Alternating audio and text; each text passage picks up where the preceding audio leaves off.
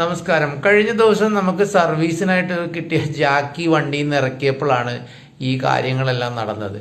ഇത് നമ്മൾക്ക് ഈ ജാക്കി സാധാരണഗതിയിൽ നമ്മൾ സർവീസിന് എടുക്കുമ്പോൾ നമ്മളത് ക്ലീൻ ചെയ്തിട്ട് ആണ് വാങ്ങിക്കാറുള്ളത്. എല്ലാവരും ക്ലീൻ ചെയ്ത് തരാറുമുണ്ട്. പക്ഷേ ഈ ജാക്കി എടുക്കുന്ന സമയത്ത് ആ ഗരാഷിൻ്റെ അവിടെ ഭയങ്കര മഴയും ഒക്കെ ആയതിൻ്റെ പിള്ളേർ ഒരു തരത്തിലാണ് ഇത് വണ്ടി കയറ്റി തന്നത്. അപ്പോൾ അതിൻ്റെ ഇടയ്ക്ക് അത് ക്ലീൻ ചെയ്ത് വാങ്ങിക്കാനുള്ളൊരു സൗകര്യമോ ഒന്നും കിട്ടിയില്ല.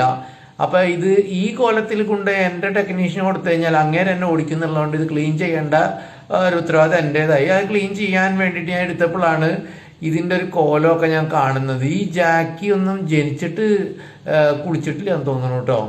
ഇതിൻ്റെ എനിക്ക് മനസ്സിലായത് ജാക്കിയും നമ്മുടെ ടെക്നീഷ്യന്മാരായിട്ടുള്ള ബന്ധം ലിവറുമാരെ മാത്രമേ ഉള്ളൂ. കാരണം ഡബിൾ പിസ്റ്റൺ ജാക്കി ആകുമ്പോൾ എല്ലാം ആ ലിവറുമ്പോൾ തന്നെ നടക്കുന്നുണ്ട്. മാടിനെ വലിച്ചു നടക്കുമ്പോൾ ഇതിനെ വലിച്ചു നടക്കും. ഇതിനൊന്ന് കുളിപ്പിച്ച് കഴിഞ്ഞപ്പോഴത്തേക്ക് ഇതിൻ്റെ ആ ഐശ്വര്യം കണ്ട ഒരു പുത്തൻ, ആ ജാക്കൊക്കെ പുത്തൻ ഇത് ഹൈഡ്രോളിക് യൂണിറ്റ് പോലെ ഇരിക്കണത്. ഇതൊക്കെ ഇടയ്ക്കൊക്കെ ഒന്ന് ക്ലീൻ ചെയ്ത് വെച്ച് കഴിഞ്ഞാൽ ഈ ജാക്കികൾക്ക് തന്നെ ഒരു ഐശ്വര്യം ഉണ്ടാവുമെന്ന് എനിക്ക് തോന്നുന്നു.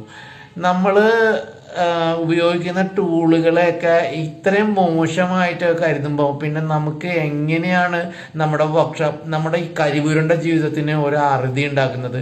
ഇത് തൊഴിലാളികൾ ചെയ്തില്ലെങ്കിലും കാശ് മുടക്കുമ്പോൾ മുതലാളികൾക്ക് അതിൻ്റെ ഉത്തരവാദിത്വം ഉണ്ടാവുമെന്ന് വിചാരിക്കുന്നു. സർവീസ് ചെയ്യുന്നവർ ക്ലീൻ ചെയ്ത് തരും, എങ്കിലും നമ്മുടെ വർക്ക്ഷോപ്പിൽ ഒരു ഐശ്വര്യമായി മാറുന്ന ഈ ജാക്കികളെ ഇങ്ങനെ നശിപ്പിച്ച് കളയരുത്.